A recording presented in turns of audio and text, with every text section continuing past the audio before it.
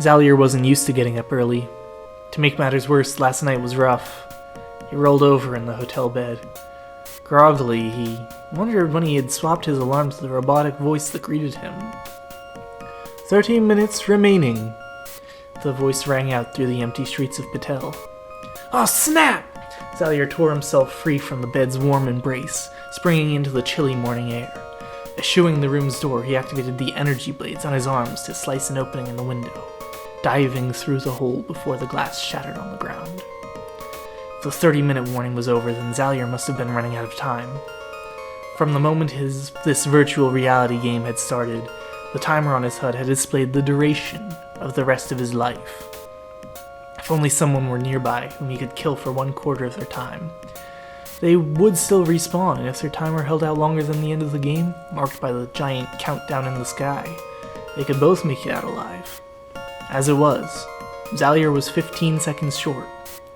Good damn it! Zalier punched a wall in his moment of frustration. The closest town is Turbia, and that's at least a good 45 minutes away. He sunk to the ground. Well, guess that's it.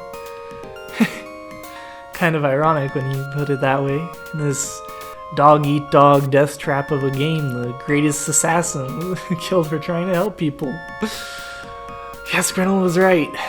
It's not about how good you are, it's about how much you can shut off your heart. No sooner had he come to grips with his situation than a familiar sound reached his ears. Was that? Zalier thought for a moment. That really was the hotel desk bell, and someone must have been there to ring it. Zalier wasted no time in sprinting to the lobby. He was greeted by an empty room. A board lay atop the bell, seeming to signify that it had fallen from rot or other natural causes. Zalier turned. Ah, well, he said wryly, having noticed the slightest flicker of a shadow. I suppose since there's no one here, I'll just be leaving. That was enough to gain the result he was expecting. In the corner of his eye, Zalier could see something moving rapidly towards him. He whirled to face his attacker, just in time to dodge what might have otherwise been a fatal blow. After his backwards leap, Zalier saw the face of his attacker. Grendel? I haven't seen you since that time we took on the whole Soulite contingent. I see your face hasn't improved. Zalier kept his distance. As an assassin, he had one of the highest melee attack stats in the game. His adversary, on the other hand, was not terribly far behind. No, the real problem is that his defense is notably higher than mine, Zalier thought. I might be able to put a scratch on his deceptively thin armor, but I'll be dead by then.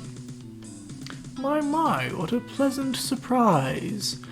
I see you're just as feisty as ever, Zalier. Grendel acted collected, but Zalier knew a million strategies were running through his head. Zalier checked his heads-up display.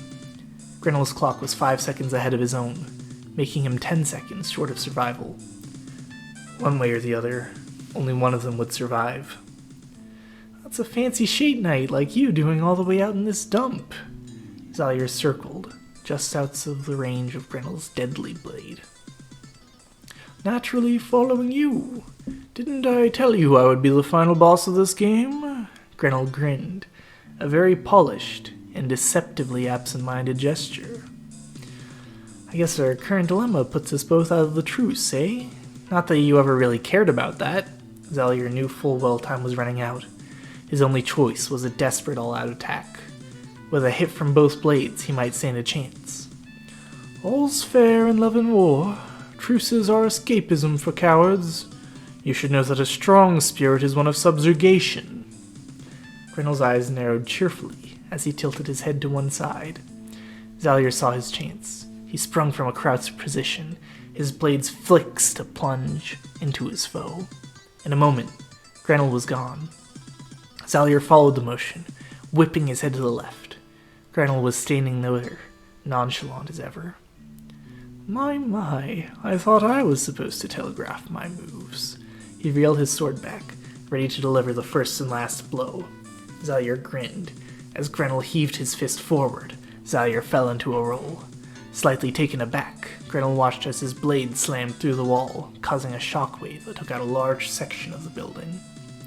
Zalier was already through the hole by the time the dust had settled.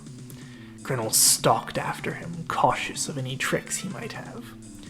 Now this is a real fight. You've survived my weakest ability. In a normal fight, my cooldown might let me use it twice in the same engagement. I wonder, do you have more than 75 health points? Grenell peeked through the hole in the wall. Zalier was nowhere to be seen. A flash of green and a distinct sound, like a silenced gunshot, hailed him from above. With no time to think, Grenell punched the ground. A cloud of darkness surrounded him, hiding his position. Grenell could hear Zalier above him, climbing down the fire escape. Grenell began to laugh. His hands came together. The applause and laughter echoed through the empty town. Very clever. I never thought I would have my own darkness used against me. They ought to give you an award. You've reached Phase 2. Hard aim when I can't see. My second shot would have finished you off. But you can't see outside your own darkness either. Grenell jumped the last gap to the ground near Grenell. Huh. You figured that all out by watching me fight over the time we've been together, did you? I'm impressed. I remember when you were just a level 1 assassin, running quests for the NPCs so you wouldn't have to fight anyone. But Grenell's voice slid from the darkness, at once soft and sharp. You're not the only one who leveled up. Zalier saw a sword flying towards him, and watched as his HP dropped. A buff? Homing darkness? That seems a tad unfair even for you. Trust me, nothing is unfair for me. Were I to fight God himself, I should call the fight fair. Of course, if I had a suitable reason to fight him, I highly suspect I would find a way to win. Grenell laughed, grabbing Zalier by the throat. Zalier joined him, but the sound didn't come from in front of Grenell. It came from behind. As the Zalier in his grasp dissipated into bright particles, a blade appeared through his chest. You're not the only one with fancy new abilities. Your cloak and dagger, Grenell sputtered. Has a decoy now? Grenell could see his health bar diminish to half. Of course. The assassin. Extra damage from behind. Well done. These were Grenell's last words. Zalier activated his other blade, removing Grenell's health down to the last dregs. Grenell's lifeless body sunk to the ground, playing his death animation one last time before despawning. Grenell, I salute you. You were a pathological liar, but at least you were an honest one. Zalier's personal timer gained a quarter of the times Grenell had accumulated, putting him just over the remaining 5 minutes. Zalier slumped to the ground, his energy gone. If someone else came along to kill him, they may as well have his time. So much happened in the past few months. He closed his eyes, letting the memories wash over him. In no time at all, a message appeared, mocking the lives lost by thanking him for playing. With a start, Zalier was back in reality. He jerked away from the 095 virtual enhancement terminal, hoping whatever mechanism it was that had killed so many players was now inactive. As he opened the door to his apartment, a thought flashed through his head that he was in pretty good shape for someone who had been inside a game for almost a year. All other thoughts were wiped away as he saw that his neighbor's door was slightly ajar. He had never seen this neighbor in person. They worked opposite shifts and didn't really have anything in common. Hello? Zalier knocked on the door, which opened fully at the disturbance. Inside, the apartment was silent, strewn with fast food packaging and beer cans. As he rounded the corner, he was met with a sight he would never forget. The body of man he didn't recognize, draped across the sleek exterior of the 095. Then it hit him. The shape was different, but the twisted, regretful smile was unmistakably Grenell's. Checking the login info on the terminal only confirmed what Zalier already knew. Grenell truly had died, because Zalier had no choice but to kill him. Sorry, I'm Never knew. Zalier turned to leave, but was shocked to see another person in front of him. Ah, Jikes! Sorry, I just saw the door was open and I... Zalier? The girl that stood in front of him was rather small, blonde, and had an unmistakable voice. Liz, I'm so glad you survived. Zalier embraced her.